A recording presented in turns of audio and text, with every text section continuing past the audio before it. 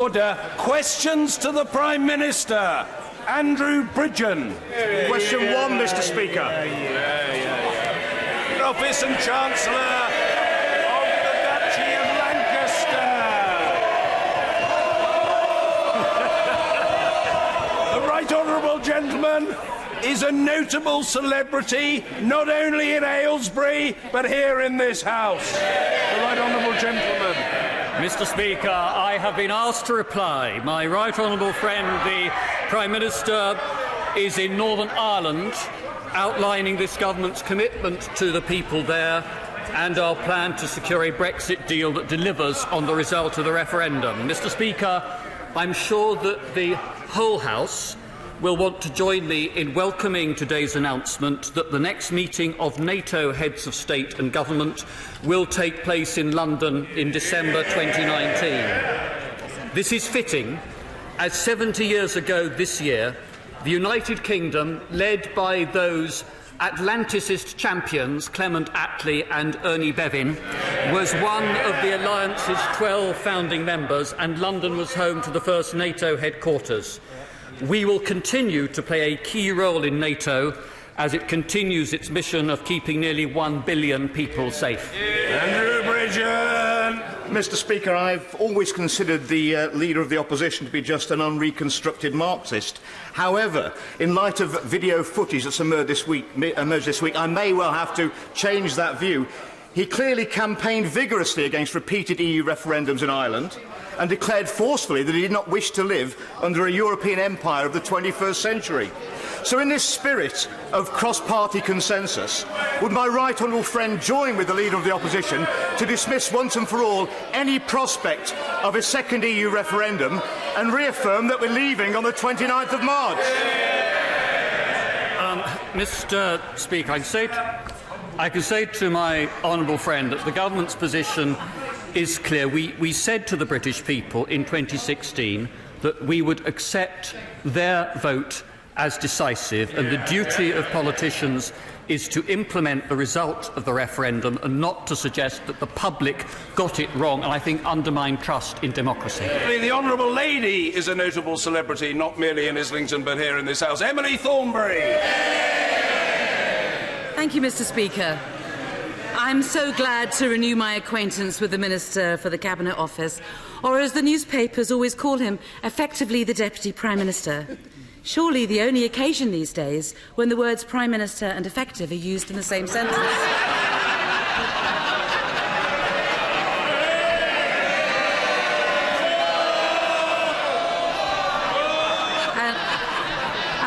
And while there are many other important issues that I would like to discuss with the Cabinet Office Minister today, sadly none is more vital or urgent than Brexit. So I would like to use our time to have a sensible, grown-up discussion about what the actual plan is between now and March the 29th. And to this end, can I ask him this?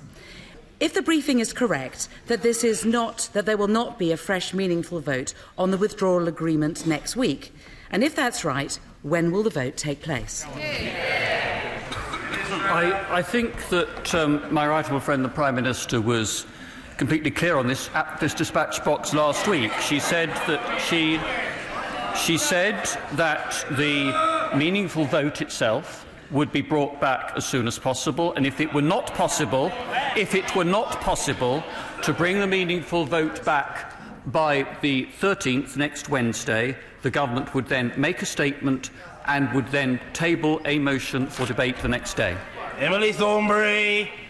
I thank the Minister for that answer, Mr. Speaker, and I take from that and from other briefings that we've heard is that the time for a fresh vote will be after the Prime Minister has secured what she called last week a significant and legally binding change to the withdrawal agreement, so that this House has something genuinely different to vote on. If that is the case, can the Minister simply clarify what will happen if we start to approach March the 29th and those significantly legally binding changes have not been achieved? Well, the Prime Minister, I think, has been announced by Number 10, is going to be in Brussels tomorrow, where she will be seeing President Juncker, President Tusk and the President of the European Parliament, Mr Tajani, to discuss the changes that she is seeking following the recent votes in this House, both to reject the deal that was on the table and to support the amendment in the name of my right honourable friend, the member for Altrincham and Sale West. I do think that the Honourable Lady, the Right Honourable Lady, does need, not just perfectly fairly to question the government, but actually to face up to the fact that if, as both she and I wish, we are to leave the EU in an orderly manner with a deal, it requires this House to vote in favour of a deal and not just declare that it doesn't want a no-deal scenario. Emily Thornberry. Again, I'd like to thank the Minister. But does the Prime Minister seriously think that she will get anything different than the responses that we've heard from the EU over recent days? Because none of them have given us any encouragement that they are willing to reopen the withdrawal agreement unless the Prime Minister is willing to reconsider the red lines on which the agreement is based. So does the Minister not agree that the sensible, cautious thing to do at this late stage is to seek a temporary extension of Article 50 so that we have time to see whether the negotiations succeed or, if they do not, to pursue a different plan?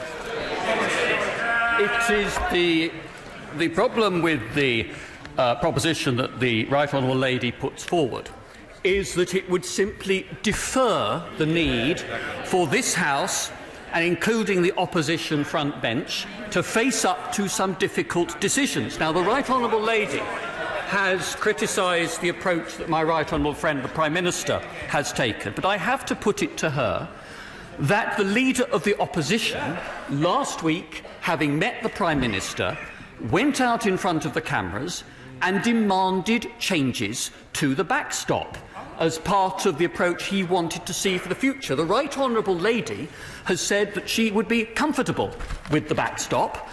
Does she agree with her leader, or is she sticking to her guns on this? Thornberry. I hear what the Minister is saying, but he doesn't seem to give us any answers. I genuinely appreciate his attempts, but I hope he will understand the concern that all of us have, not just in this House, but across the country, that we have a government treading water in the Niagara River while the current is taking us over the falls. So can we go... Be quiet. The whip on duty has got no useful contribution to make other than to nod and shake his head in the appropriate places. No chuntering from a sedentary position from the honourable gentleman is required or will persist. Emily Thornberry. I'm very grateful, Mr. Speaker. So can we go back to the central issue, which is this?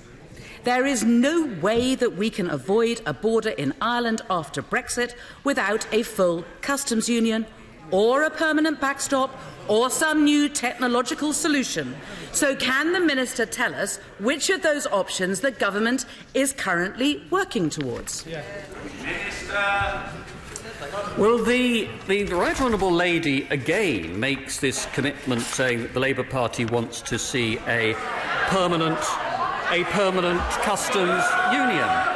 But what most people who support a customs union say they want is to ensure that businesses can expect to export to the EU without tariffs, quotas or rules of origins checks. And that is precisely what the Prime Minister's deal does, but also allows this country to establish trade agreements with other nations around the world. So what part of that deal does the Right Honourable Lady actually object to?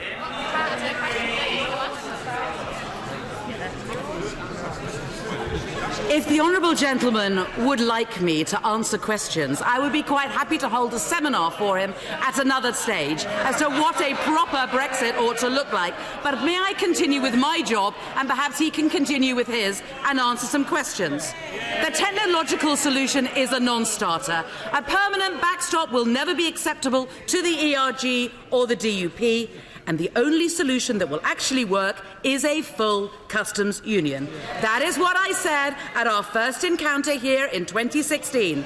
It is the answer that is staring the government in the face. If they backed it, it would command a majority in this House. It would avoid the mayhem and the chaos of no deal. And it would protect the jobs at Nissan, Airbus and elsewhere, which are currently at grave risk. So can the Minister explain why the Prime Minister is so dead against it? Well, even if we take the Right Honourable Lady's somewhat ill-defined description of a permanent customs union, that would not address issues in respect of Northern Ireland and Ireland, in respect of either regulatory standards for industrial goods or phytosanitary checks for foodstuffs and for livestock. So even in her own terms, her answer is inadequate. Now, she may well then go on to say that she also wants to be part of a single market, and indeed the Right Honourable Lady has said that she'd be happy with the same place as Norway. But that means free movement continuing, and her party's manifesto explicitly said that free movement would stop. So is the Right Honourable Lady supporting a Norway model, or is she supporting the Labour Party's manifesto? Emily Thornberry.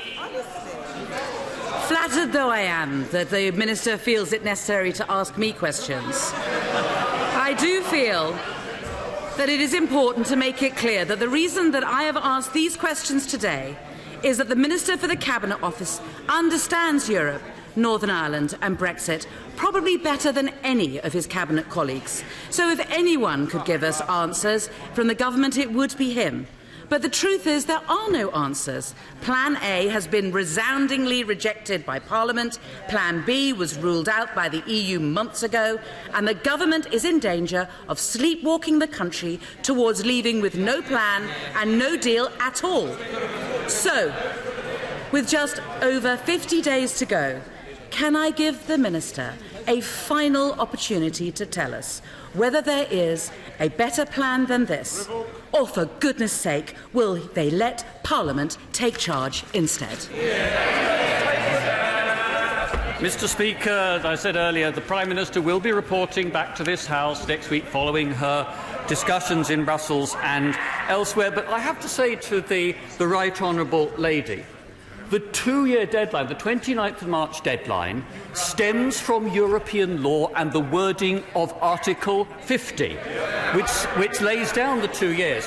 The Right Honourable Lady, as I recall, voted in favour of triggering Article 50. Now, perhaps, Mr. Speaker, it was one of those votes where she was present but not involved. But I have to say to her and to her front bench that if they are worried about no deal, they have to vote for a deal, and every time they vote against a deal, the risk of no deal becomes greater.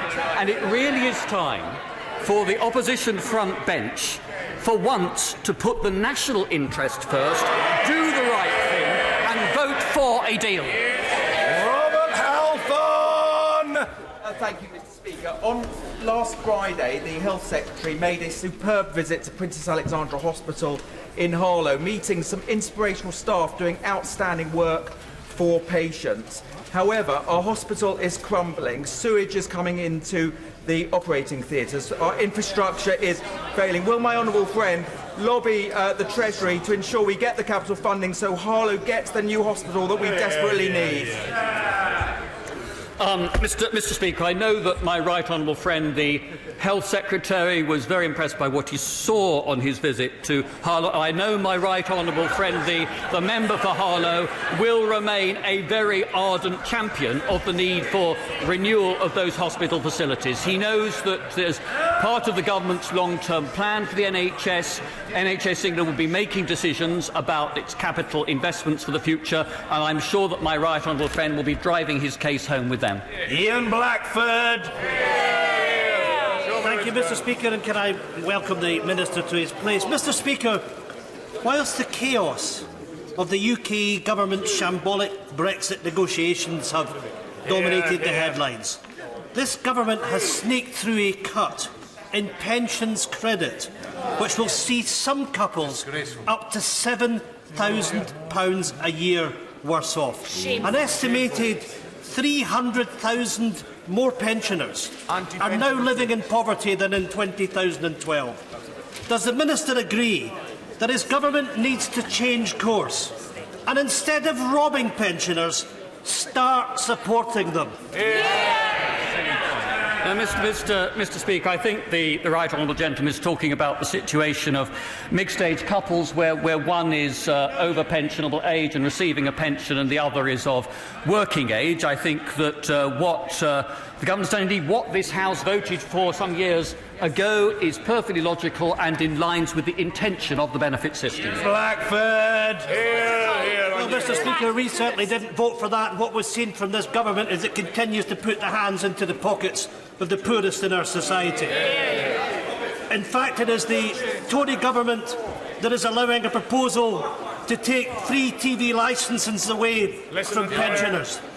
It is this Conservative government that is denying women born in the 1950s their full rights to state pensions. And it is this Tory government that presides over the lowest state pension age in any developed country. Quite shameful. Pensioners' poverty is not a myth.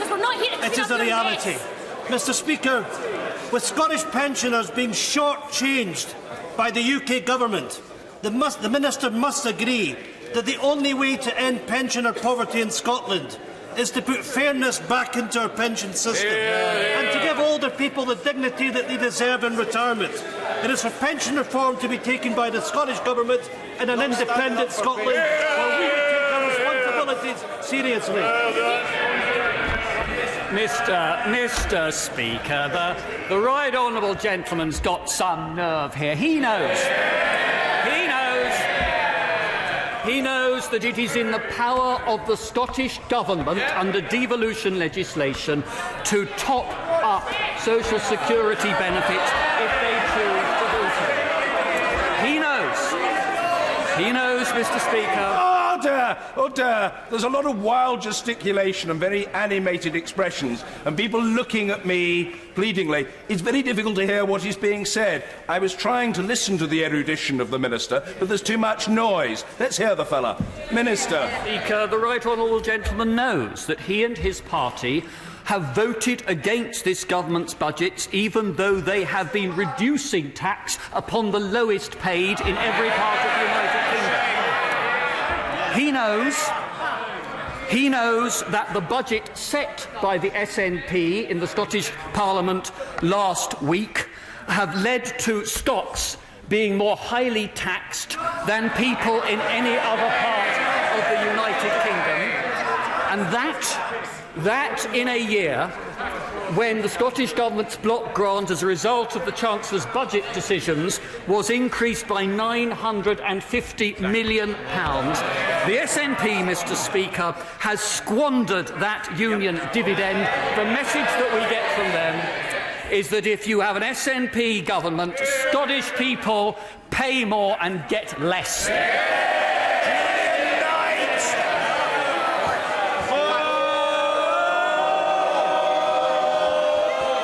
Thank you, Mr. Speaker. The City of Icey in Solihull has been a cornerstone of my community for over 4 decades.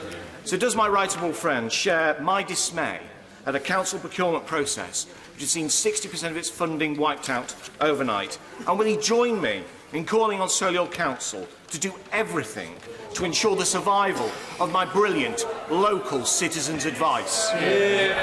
I certainly understand, not least from my own constituency, of the valuable service that Citizens' Advice provides in many different parts of the country. Now, as my honourable friend knows, the funding available through the local government settlement is largely un-ring-fenced, and these are decisions that are a matter for elected local authorities to take at their discretion. But I am sure that the local authority in Solihull will have heard very clearly my honourable friend's concerns. Sue Bell. Thank you, Mr. Speaker. My constituent Rachel wrote to me saying, "My husband can't live day to day without insulin. He's trying to build up a supply by putting in prescriptions early, but there are no limits to how much he can order and keep, and we've no idea how bad this could get. I'm also worrying about my son, who has serious food intolerances. I lie awake at night worrying about it. As the Minister knows, 99.5% of insulin used in the UK is made in the EU, and that's the tip of the medicinal iceberg. The Home Secretary, Foreign Secretary and the Leader of the House all said we need extra time. When will the government allow our constituents to sleep at night and announce a delay in Article 50?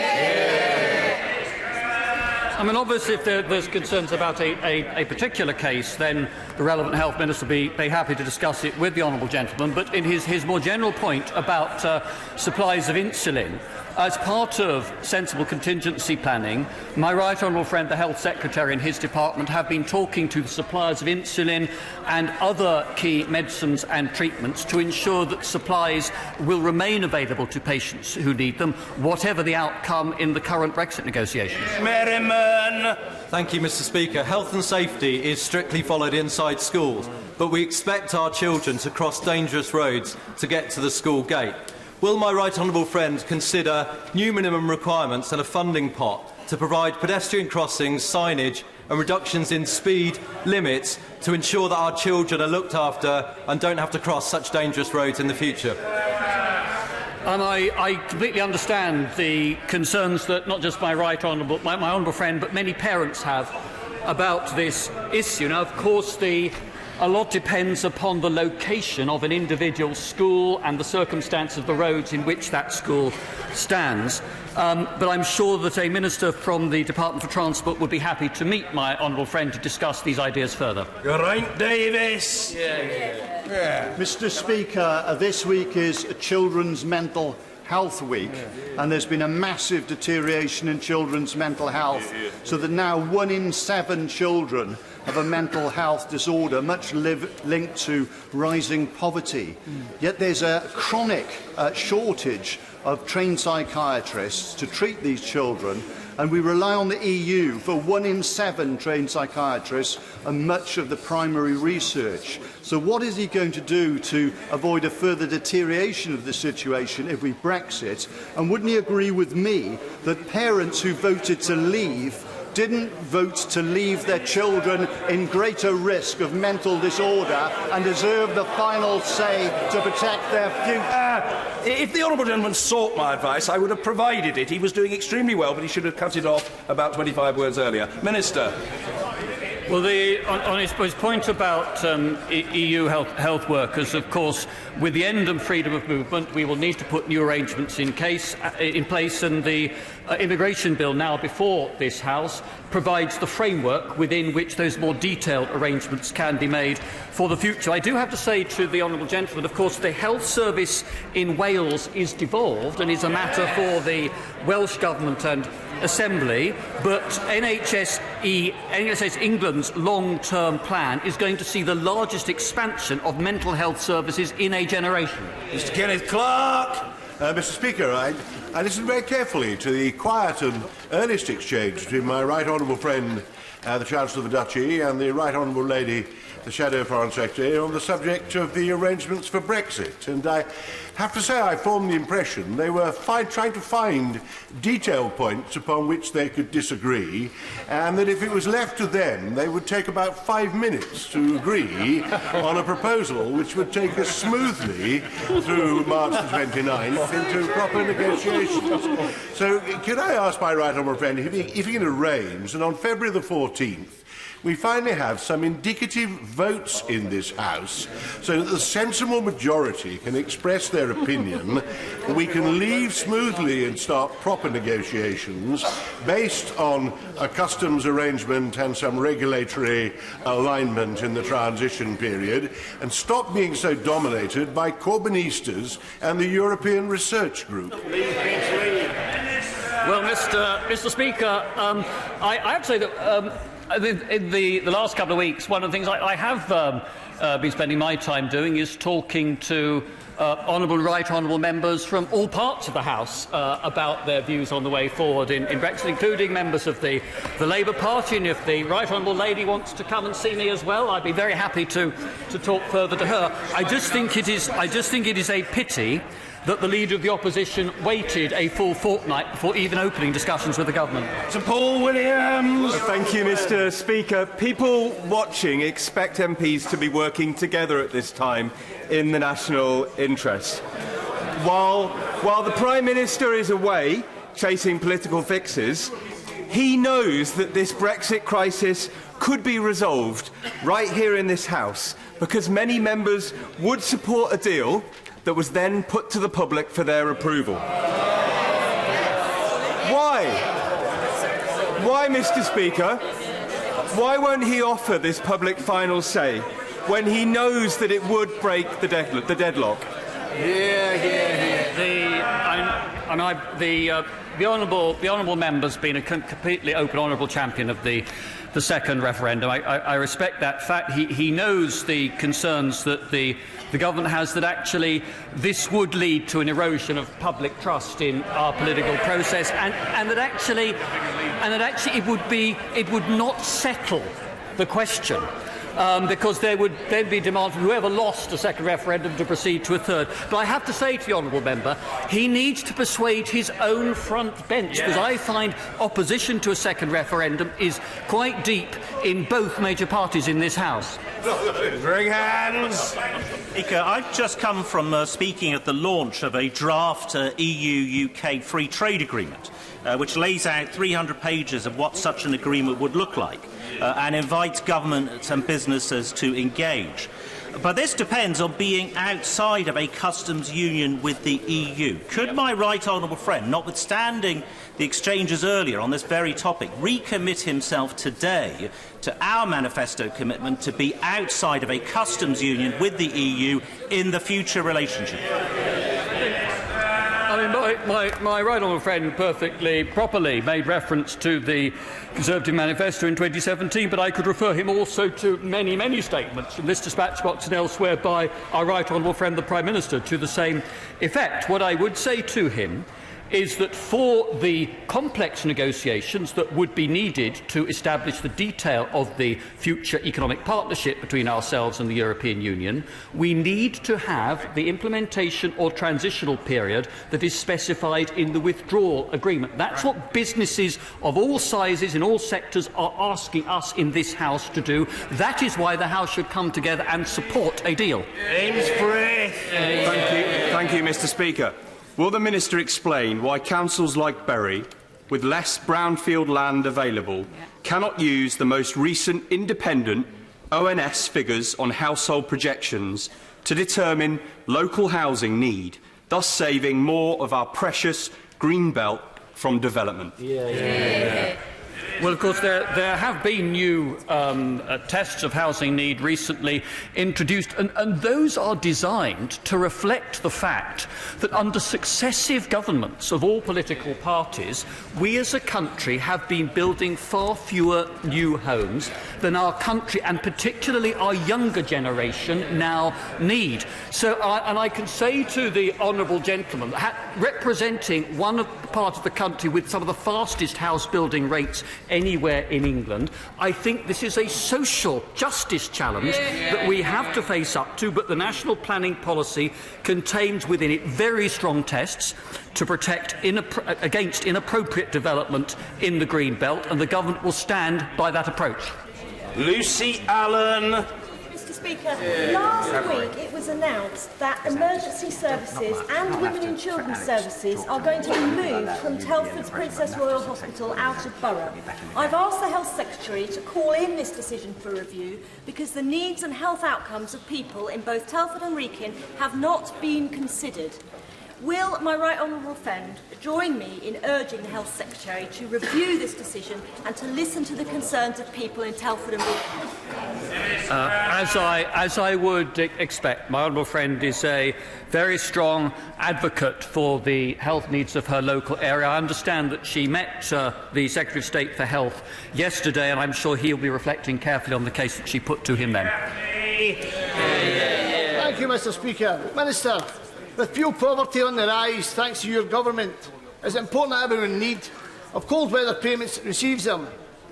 My constituents who live less than 10 miles away, which is the majority of my constituents from the weather station, receive these payments when temperatures are below zero. However, I have neighbouring constituents in my ward who are based on a measurement from a weather station 20 miles away. So will the Minister act and end this postcode lottery for cold weather payments for the good people of Bellshill, Coatbridge and Christon. Mr Speaker, the Government's absolutely committed to ensuring that the most vulnerable people get the support when they need it most, and it's important, obviously, that people are able to keep their homes warm during any cold snaps, and the cold weather payments and winter fuel payment enable them to do that. I will ensure that the relevant Minister looks into the particular constituency issue that he has raised. Jack Brereton. On behalf of my honourable friend, the member for Stafford, who has been in his constituency this morning, I wanted to thank Staffordshire Fire and Rescue and Staffordshire Police for their efforts in the horrific fire that occurred in Stafford this week. I also wanted to thank the local schools for the support being given to children who know the family. Will my right honourable friend join me expressing our condolences to the family and friends involved? I don't believe there is any member of this House whose reaction to that ghastly news yesterday was other than horror and the most deeply felt sense of sympathy with the family and with the friends of the children and parents involved. I mean, I think for any of us sort of thinking through what that family has had to live through and must face living through in the future, I mean, it strikes one, it must be almost unendurable. I hope on behalf of the whole House, join my honourable friend in paying tribute to the emergency services, and let us not forget that for those who were called out to the scene, this would have been a traumatic experience, and also pay tribute to the local schools whom he mentioned. The Fire and Rescue Service is going to be leading an investigation into the causes of this tragedy, and obviously we will have to await the outcome of that before deciding whether any further lessons should be drawn. Jim McMahon. Thank you, Mr Speaker. My friend, the honourable member for Swansea East, opened her heart to share the story of her son Martin and the pain that she went through when he died as a child. 9 months ago, the Prime Minister committed to establishing Martin's Fund, a children's funeral fund that would mean that parents wouldn't have to go through the cost of burying their child. But yet 9 months on, there's been 3,000 families who have had to find the funding to bury their children because the government has not put the fund in place. So can I ask, when can we see the fund? And importantly, will the government commit to backdating the payment from the date that announcement was made? Mr Speaker, as the Prime Minister said previously, it isn't right that grieving parents have to worry about how to meet the funeral costs for a child. We've confirmed that parents will no longer have to meet the costs of burials or cremations, and fees will be waived by all local authorities and paid for instead by government. We have been working, as I think the honourable gentleman acknowledged, on the most effective way to deliver the fund, because we need to make sure we get this right. But I take his point about the need to step up the pace, and we will provide an update to Parliament on implementation as soon as possible, and I will certainly be drawing his comments and the support he has from other members right across the House on a cross-party basis to the attention of ministers concerned. Derek Thomas. I am proud to represent Penzance, which is the start of the rail link to London and elsewhere. 5 years since this track was cut off by both coastal erosion and landslides, the planning application has finally gone in to create a resilient rail link for Devon and Cornwall. Will the right honourable friend assure my constituents and this House that adequate funds will be made available to avoid any further delay? Quite right. My honourable friend is absolutely right about the critical importance of this stretch of line, not just to South Devon, but to the whole of the South West, and particularly to people living in Cornwall. I've been told by the Department for Transport that the first phase of work to protect the sea wall at Dawlish began in November last year, with essential repairs to breakwaters. That is part of a £15 million wider investment to make the railway at Dawlish and Teignmouth more resilient to extreme weather. And top-quality engineers have been carrying out detailed ground investigations to develop a long-term solution to protect the railway, but also to minimise disruption for passengers. We're now talking to Network Rail about the long-term plan. Thank you, Mr. Speaker. Last year, my constituent who has cerebral palsy was awarded £55 per week in personal independence payment. She was then diagnosed as having fibromyalgia, an incurable and often severely debilitating condition. She was summoned for a reassessment, and the private profit-driven company this government chooses to make those assessments decided that she's healthier with fibromyalgia than she was without, and stopped her benefit in its entirety, leaving her £2,900 per year worse off than she was before, literally punishing my constituent for being ill. How does the government possibly hope to justify such a travesty of justice? Well, obviously, the honourable gentleman raises a particular constituency case, and I don't know the detail other than the extent to which he has just relayed that to the House, but I will ask the Minister at the Department for Work and Pensions to talk to him to look into the details of this case in greater depth. Sir Bernard Jenkins.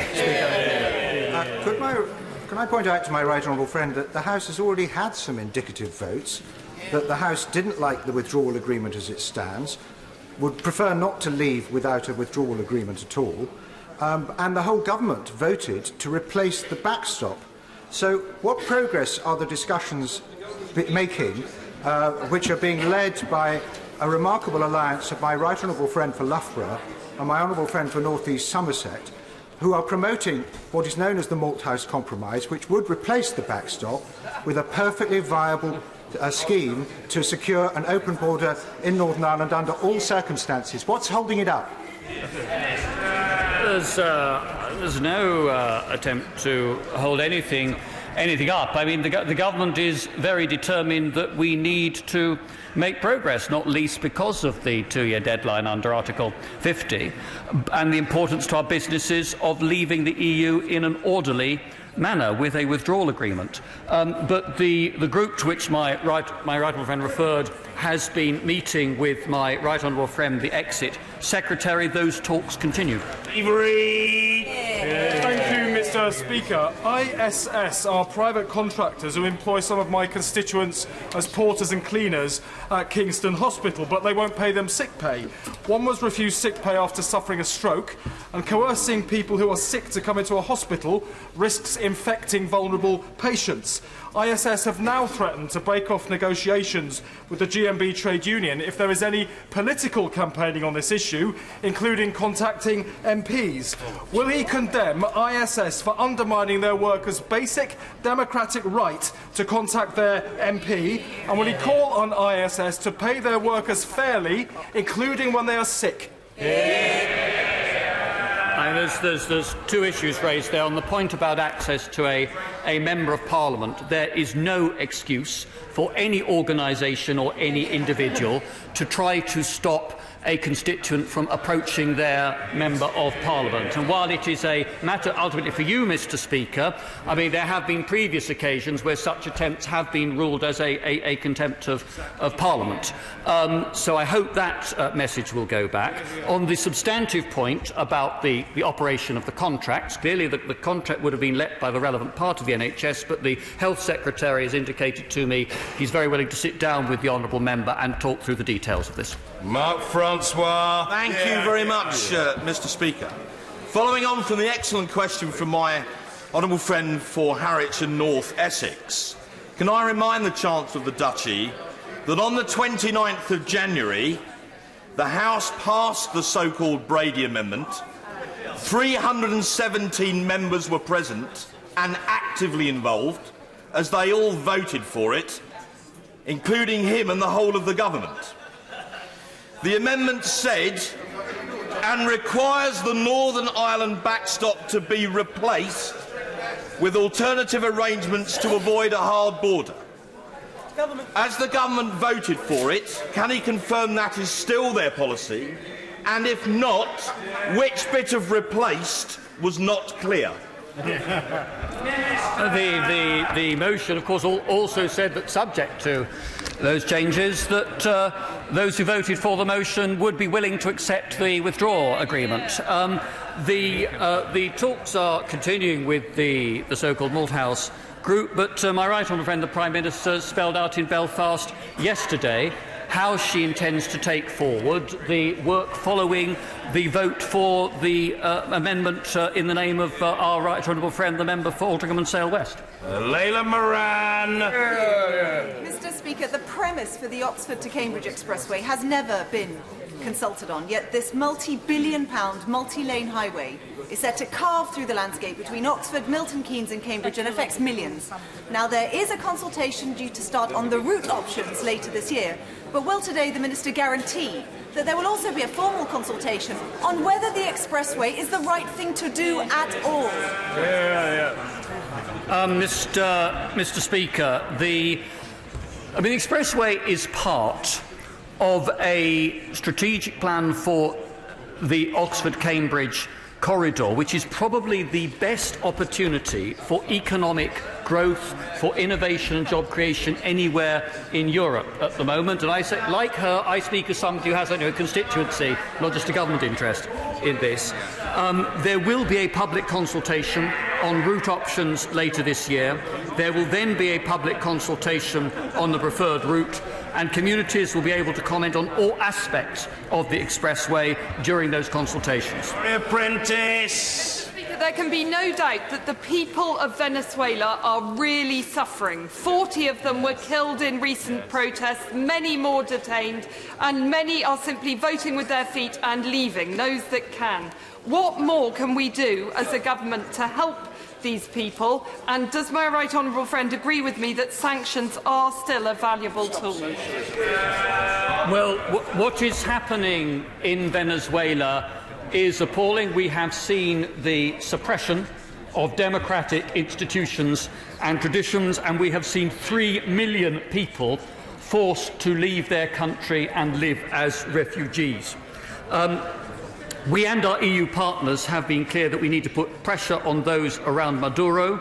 We need to keep that pressure up, and we are looking at what further steps we can take to ensure peace and democracy, including through possible sanctions.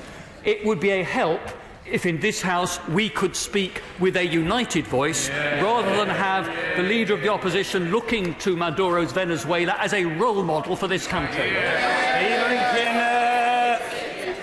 His right honourable friend, the Prime Minister, is on record as saying that she does not want a business-as-usual relationship with Russia.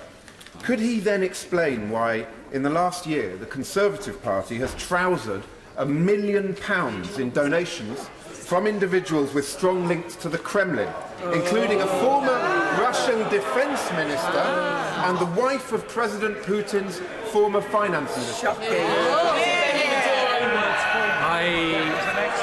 I think that while party matters are not a subject of government responsibility, and I can say to the honourable gentleman that all donations to the Conservative Party have been properly declared and accounted for with the Electoral Commission and accordance with the law. There are people of Russian origin who are United Kingdom citizens, who are as entitled as any other naturalised United Kingdom citizen to support and to donate to the political party of their choice. Master Turk. Thank you, Mr. Speaker. For parents across East Renfrewshire, the safety of their children online is an absolute priority, so I very much welcome the announcements from the Government this week in relation to more steps for social media companies. But can my right honourable friend confirm that the online harms white paper remains on track to be out on time, and that whatever happens with Brexit, this work stream will be a priority for this Government? Yes, and I've actually talked to the Culture Secretary this week about the need to press ahead with urgency on this task. We've heard the calls for an internet regulator and a statutory duty of care, and we're seriously considering these options, and our white paper will set out clear responsibilities on how those responsibilities should be met and what should happen if they are not. Thank you, Mr. Speaker. Falklands veteran Rory McCormick met his Russian spouse 6 years ago. and she obtained a valid Article 10 EU residence card in Ireland. Now, he, his 2 children and his wife, who is lawfully resident in the UK under the Immigration Act 2014, are being refused private tenancy in Ipswich.